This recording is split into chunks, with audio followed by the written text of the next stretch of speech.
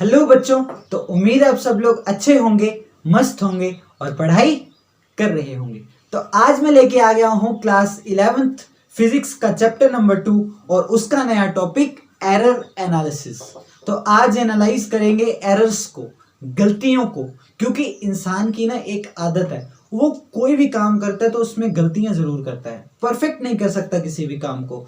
तो फिजिक्स में भी जब कैलकुलेशंस की जाती हैं, मेजरमेंट्स ली जाती हैं, तो उसमें बहुत सारी गलतियां रह जाती हैं। उन्हीं गलतियों को हम एरर्स बोलते हैं। कि मान लिया 4.5 सेंटीमीटर किसी रोड की लेंथ आनी चाहिए थी, लेकिन आप मेजर कर रहे हो 4.4 या 4.3, एक्यूरेट आपकी 4.5 नहीं आ पा रही, तो इसी चीज को बोलते हैं गलती, इसी चीज को बोलते हैं एरर। ठीक है बच्चों, तो सबसे पहले एरर को जानने से पहले समझते हैं एक्यूरेसी क्या है और प्रिसीजन क्या है। ठीक है, एक्यूरेसी एंड प्रिसीजन को समझते हैं। एंड प्रिसीजन, तो ये वर्ड आपने सुने होंगे, और अगर आप इंग्लिश डिक्शनरी में इनका मतलब देखते हो तो लगभग सेम सेम ही होता है एक्यूरेसी और प्रिसीजन का। ठीक है, तो देखो यहाँ पे फिजिक्स में थोड़ा सा यहाँ पे अलग मतलब होगा। वो क्या होगा, मान लिया कोई एक रोड है। ठीक है, बार बार मैं रोड का ही एग्जांपल लेता हूँ ना वैसे, चलो कोई बात नहीं। उसकी लेंथ थी मान लिया 5 सेंटीमीटर, ये है इसकी एक्चुअल वैल्यू। इसको ट्रू वैल्यू बोल सकते हो या एक्चुअल वैल्यू बोल सकते हो। क्या है ये, इसकी ट्रू वैल्यू है। ठीक है बच्चों, ट्रू वैल्यू है। अब यहाँ पे था मान लिया एक राजा, नहीं कोई स्टूडेंट रिंकू, और यहाँ पे था टिंकू। ठीक है, रिंकू और टिंकू। तो रिंकू ने पहली जो ऑब्जर्वेशन ली, पहली बार जो मेजर किया, उसने 3 बार ऑब्जर्वेशन ली। ठीक है, उसको खुद पे भरोसा नहीं था, और सही बात है, होना भी नहीं चाहिए, क्योंकि अब देखना वो कैसे कैसे रीडिंग लेगा। तो पहली बार उसकी रीडिंग आई 4.9 सेंटीमीटर, उसके बाद इसकी रीडिंग आई 4 इसके बाद इसकी रीडिंग आ गई 5.1 सेंटीमीटर, और उसके बाद इसकी रीडिंग आई 4.8 सेंटीमीटर। अब यहाँ पे टिंकू को देखो, तो टिंकू तो वैसे ही ओरिजिनल वैल्यू से काफी दूर भाग चुका है, 6.10 सेंटीमीटर। यहाँ पे इसकी आई 6.12 सेंटीमीटर, और यहाँ पे इसकी आई 6.13 सेंटीमीटर।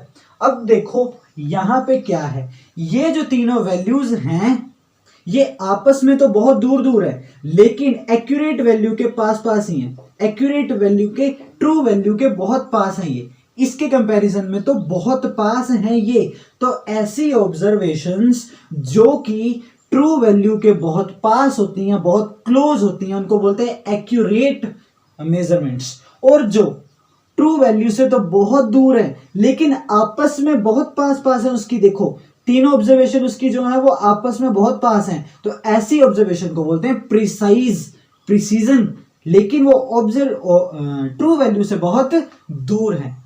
तो देखो ऐसी वैल्यूज जो कि ट्रू वैल्यू से तो बहुत पास में हो लेकिन आपस में काफी दूर हो, तो उनको बोलते हैं एक्यूरेट वैल्यू।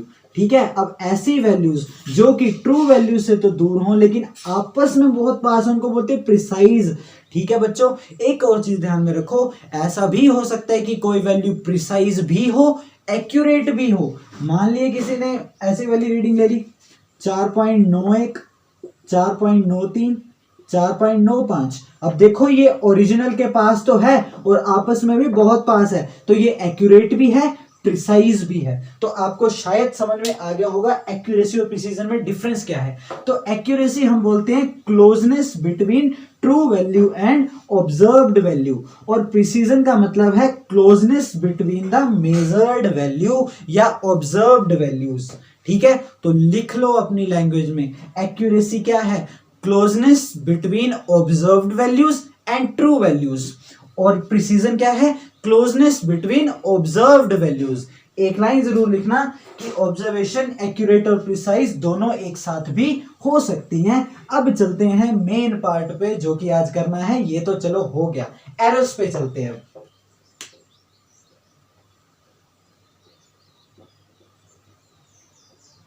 देखो बच्चों, 2 टाइप के एरर्स होते हैं हमारे पास। ठीक है, एक होते हैं सिस्टेमेटिक एरर, सिस्टेमेटिक एरर, और एक होते हैं कौन से error, random error, random error. ठीक है बच्चों, अब सिस्टेमेटिक एरर का मतलब क्या होता है? सिस्टेमेटिक एरर का मतलब ऐसे एरर्स जिनका हमको पता होता है कि ये क्यों आए हैं, एरर्स किसकी वजह से आए हैं, रीजन क्या है इनका, और ये हमेशा या तो पॉजिटिव होंगे या नेगेटिव होंगे। एग्जांपल से समझो, आपको पता है आपने घड़ी डाल के रखी है, ठीक है, और आपको पता है कि वो 5 मिनट आगे है, वो 5 मिनट आगे है, तो आप समझ जाओगे कि अगर वो घड़ी आपकी 4:05 दिखा रही है तो एक्चुअली में टाइम कितना है, 4 है, यानी वो +5 दिखा रही है। अगर आपको पता है कि वो 5 मिनट पीछे है तो आपकी घड़ी जब 3:55 दिखाएगी तो आप समझ जाओगे कि एक्चुअली में कितने बजे हैं, 4 बजे हैं, क्योंकि आपको पता है कि आपकी घड़ी 5 मिनट पीछे है या आगे है। तो ऐसे एरर्स जिनका रीजन पता होता है और या तो वो पॉजिटिव डायरेक्शन में होंगे, या तो वो ज्यादा होंगे, या वो नेगेटिव डायरेक्शन में होंगे, किसी एक ही डायरेक्शन में होंगे, ऐसा नहीं कि दोनों डायरेक्शन में। अब हर बार ऐसा ही है ना, अगर आपकी घड़ी 5 मिनट आगे तो हर बार वो 5 मिनट आगे ही दिखाएगी, ऐसा नहीं कि कभी 5 मिनट आगे कभी 5 मिनट पीछे। अगर वो 5 मिनट पीछे है तो हर बार 5 मिनट पीछे ही दिखाएगी। तो ऐसे एरर्स जो कि सेम डायरेक्शन में अकर होते हैं, या तो पॉजिटिव या तो नेगेटिव, और उनका रीजन हमको पता होता है, ऐसे एरर्स को बोलते हैं हम सिस्टेमेटिक एरर्स। आई होप आपको समझ में आ गया होगा, तो मैं यहां पे लिख देता हूं।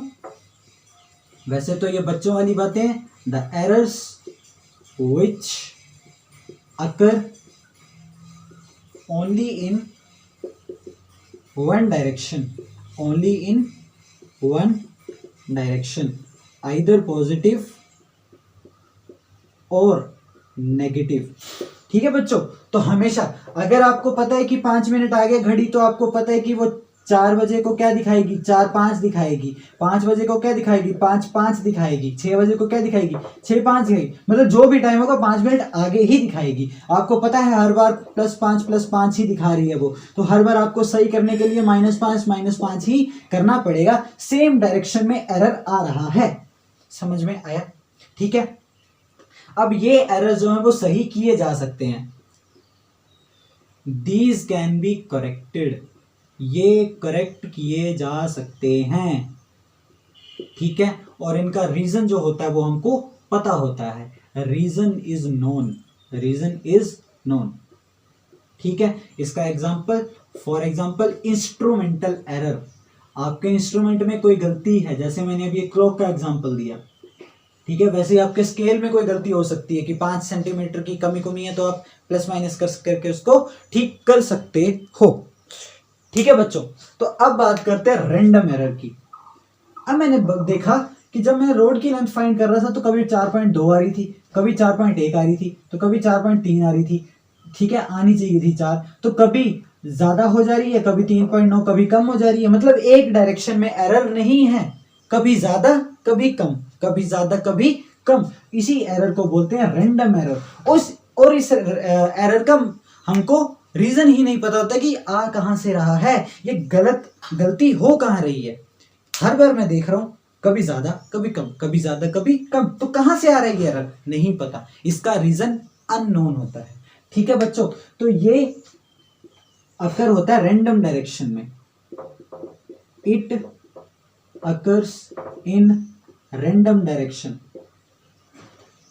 ठीक है, कोई फिक्स डायरेक्शन नहीं होती, कभी ज्यादा तो कभी कम। ठीक है बच्चों, इसका हम क्या कर सकते हैं, इसका रीजन नहीं पता होता, reason is unknown, reason is unknown. ठीक है, और इट कांट बी करेक्टेड, इसको सही नहीं कर सकते आप, इसको कम कर सकते हो, इसको सही नहीं कर सकते। कम करने का तरीका क्या है, ज्यादा से ज्यादा रीडिंग ले लो, जितनी ज्यादा रीडिंग होंगी उतना आपको अंदाजा हो जाएगा कि सही रीडिंग ये हो सकती है। समझ में आया? अब इसका एरर क्या हो, इसका एग्जाम्पल क्या हो सकता है, मैनुअल एरर। ठीक है बच्चों, जो इंसान मेजर कर रहा है उसी में गलती है कुछ ना कुछ। ठीक है, कभी वो मेजर करते टाइम पता नहीं क्या सोच रहे, कभी अपनी वो के बारे में सोच रहे, कभी खाने के बारे में सोच रहे, कभी पार्टी के बारे में सोच रहे, तो हर बार उसका जो है वो एरर आता जा रहा है। तो मैनुअल एरर रैंडम एरर का एग्जांपल है। तो ये तो होगी सारी की सारी थ्योरी। अब करते हैं हम न्यूमेरिकल पार्ट करते हैं। मतलब अभी हम एक चीज सीखेंगे बहुत इंटरेस्टिंग। मजा आएगा, बने रहिए। ठीक है, अभी तो कहानी शुरू हुई है, अभी तो हम बहुत आगे जाएंगे।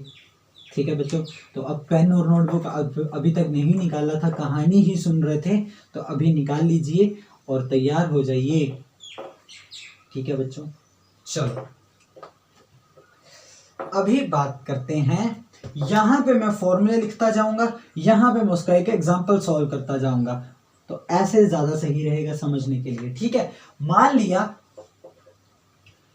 कोई एक रोड थी फिर से रोड ले ली। ठीक है बच्चों, मैंने बोला इसकी लेंथ मेजर करो। ठीक है, तो आपने पहली बार मेजर की तो कर दी x1 सेंटीमीटर, दूसरी बार की तो x2 सेंटीमीटर, तीसरी बार की तो x3 सेंटीमीटर, चौथी बार की तो x4 सेंटीमीटर और पांचवी बार तो x5 सेंटीमीटर। ये आपने 5 लेंथ ले ली।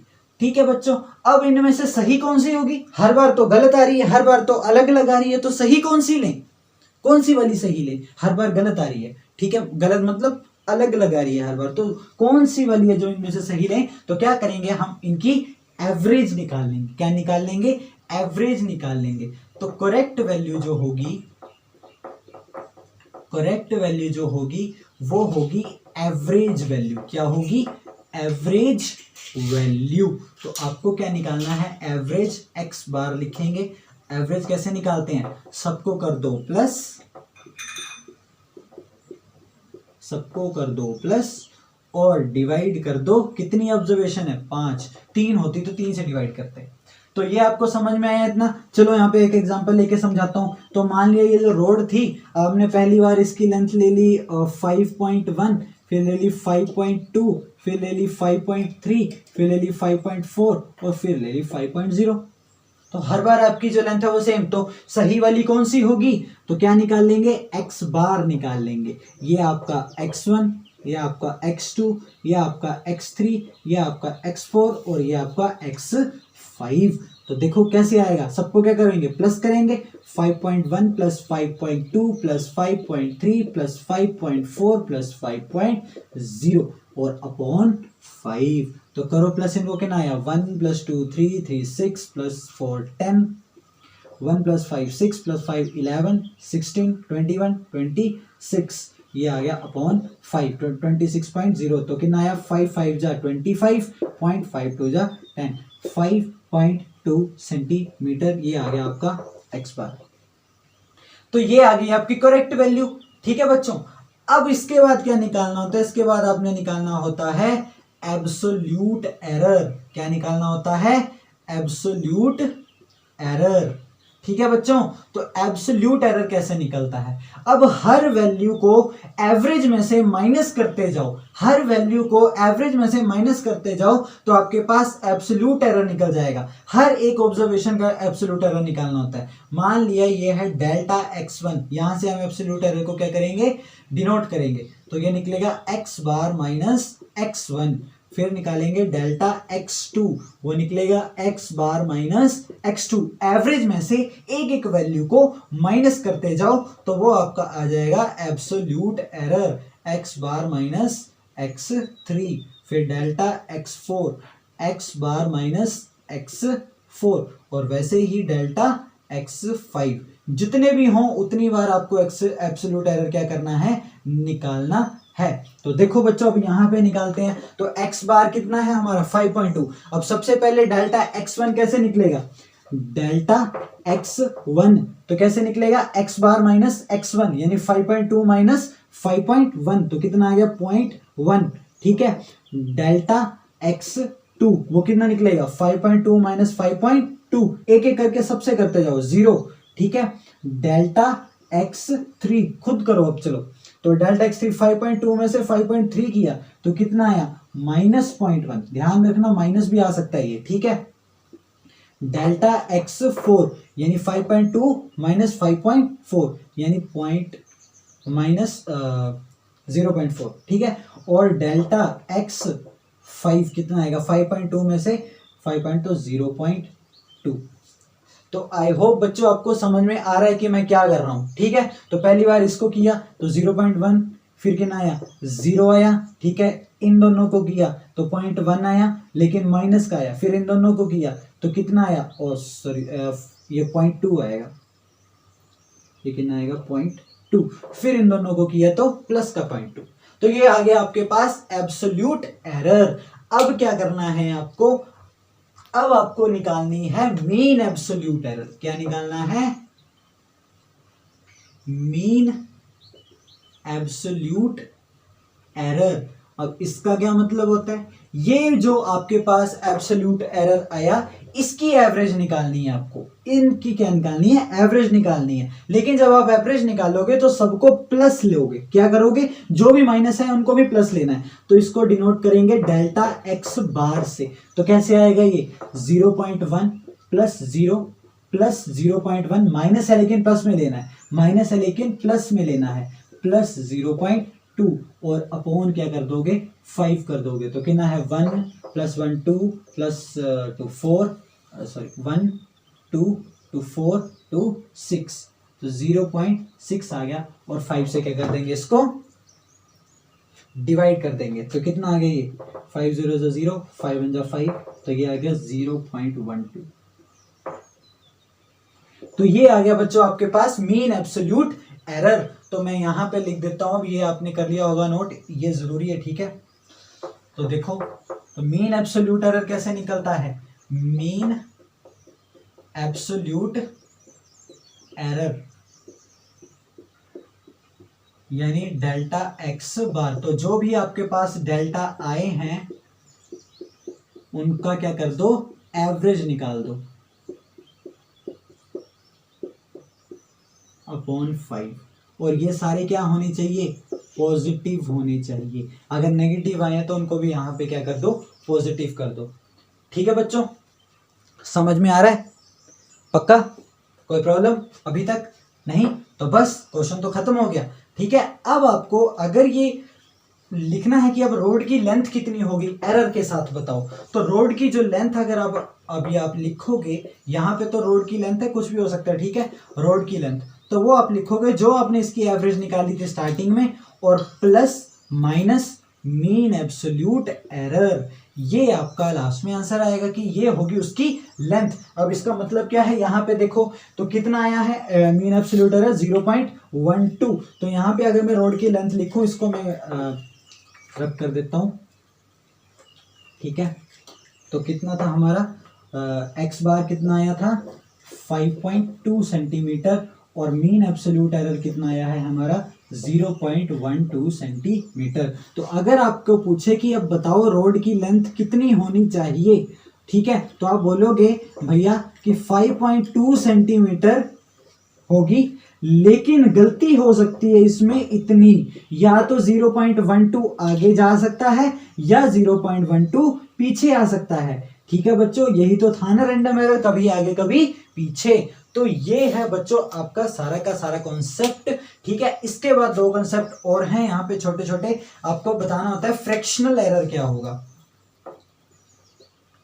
फ्रैक्शनल एरर,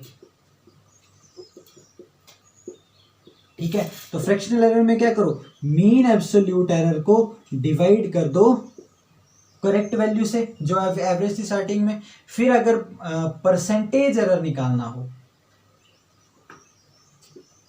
परसेंटेज एरर, तो फ्रैक्शनल एरर को क्या कर दो 100 के साथ मल्टीप्लाई कर दो, तो ये आपका आ जाएगा। अब यहां से आप कर सकते हो, ठीक है बच्चों।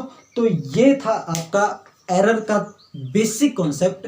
अभी मैं एक लेक्चर और बनाने वाला हूं, उसमें मैं प्रोपिगेशन ऑफ एरर बताऊंगा, और वो बहुत ज्यादा इंपॉर्टेंट है। तो ये जो चीज बताई, ठीक है, इसको रिवाइज करो, बुक से क्वेश्चन करो यहाँ पे सिंपल। उसके बाद हम अगले लेक्चर में प्रोपिगेशन ऑफ एरर करेंगे। अगर आपने बाकी लेक्चर्स भी नहीं देखे हैं तो उनको प्लीज देख के आइए, ठीक है। रिवाइज करते रहिए, मेक इट इजी देखते रहिए।